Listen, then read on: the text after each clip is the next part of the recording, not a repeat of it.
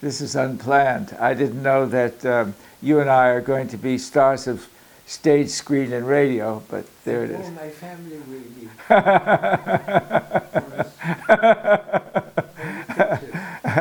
But last night I've been... It would be nicer with Delvaux or some milk. Or with sperm. It's too much depending. Is that here or there?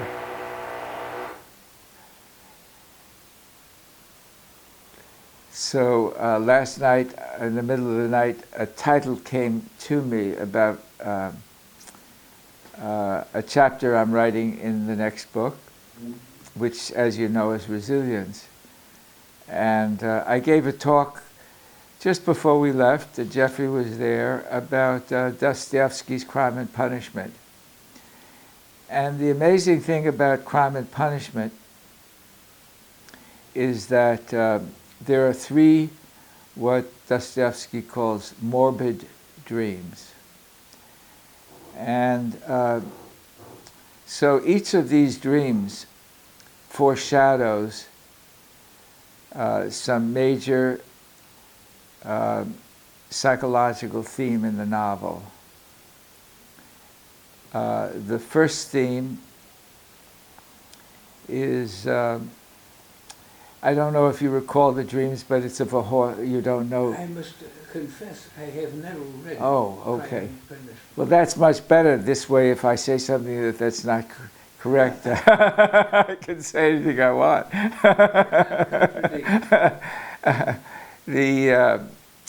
After 5 chapters, Raskolnikov has a dream. And he wrote an essay.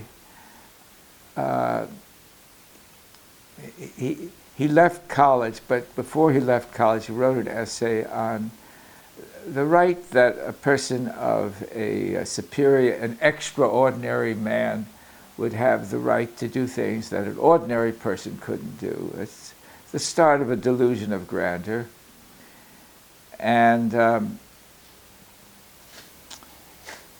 so 2 months pass, and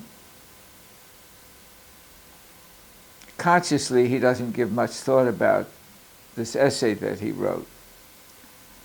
But 2 months pass, and he has a very vivid dream, a febrile dream.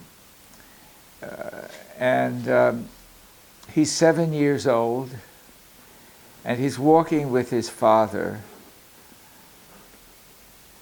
to a cemetery, and his grandmother has a grave there, and he has a brother who died when he was 6 months old, and his grave is there. And en route, they pass a tavern, and there's quite a commotion going on. Everybody is drunk. And there's a horse and a carriage, and the owner of the horse and the cart, it's a huge cart, his name is Mikolka. He invites everybody in the tavern for a ride in this huge cart. The poor horse is skinny and just collapses, and Mikolka is quite a savage man. He beats this horse, get up and gallop, and the little boy, Raskolnikov, runs through the crowd, throws his arms around the bleeding horse, kisses his mouth, and the eyes are bleeding. And he wakes up in a sweat. He's about 28 years old, and he says to himself, "My God, am I going to do it?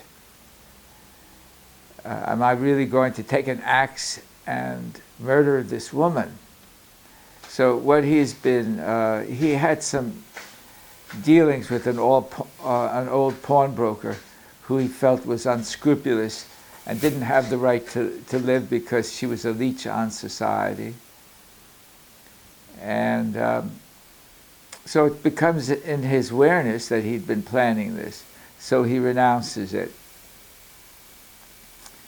So to make a long story short, the title that came to me last night was Crime and Punishment, Murder, Confession, and Redemption. So he renounces that dream, but later on during the day he finds himself overhearing a conversation between the old pawnbroker, the sister of the old pawnbroker, and he hears the sister won't be home at 7. The pawnbroker will be there, and so he plans to murder her at that time. So some months elapse, and he has a second dream. And the second dream is that the woman didn't die. She's still alive, and he keeps bludgeoning her with an axe. And the more he does, the more she laughs. And so that's the kind of the entering wedge in confession. He realizes that it didn't work. He's not extraordinary. So he confesses. He's sent to Siberia. His woman friend Sonia comes with him to Siberia. And after the first year, he's in the prison infirmary. He has a terrible fever, and he has the third febrile, what Dostoevsky calls morbid dream. He's still paranoid, but this time it's a different dream. There's a pestilence that's gone worldwide. And but a consecrated few are saved, and they will regenerate, because they're pure, they will regenerate the world. And soon after, he sees Sonia, and he falls on his knees, puts his arms around her legs, and they're in love. And Dostoevsky says, this is another story, and he doesn't realize it's not going to be easy, but he's on the way. So what came to me in Brussels is Crime and Punishment, Murder, Confession, and Redemption. And I thought, well, on the cab over, I told Jeffrey this, we were at breakfast, that the title came to me because I went into the bathroom, and he said, "What are you doing, Dad?" And I told him at breakfast what it was that I was doing. And then on the cab over, I said, well, is it okay? I don't want to bore you. Is it okay to tell Claude this? He's interested in dreams. And he said, that'd be all right. And then I guess he figured, well, see, then he would do this. He didn't tell me he was going to do this.